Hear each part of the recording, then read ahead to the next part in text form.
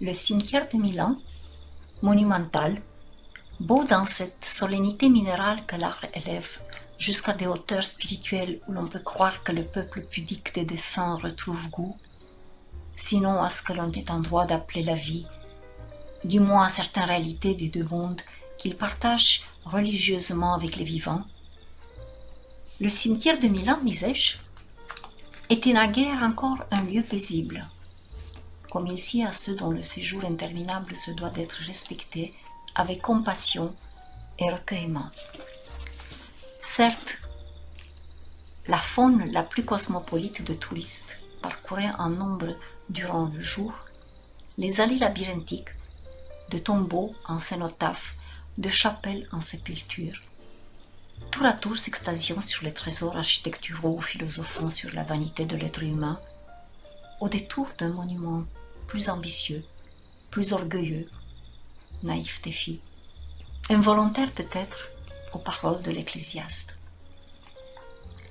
Mais tout au moins, la nuit venue, la nécropole enfin désertée retrouvait-elle la sérénité feutrée, propice au sommeil des morts et à leur éternelle méditation. Nuit d'hiver au linceul de neige,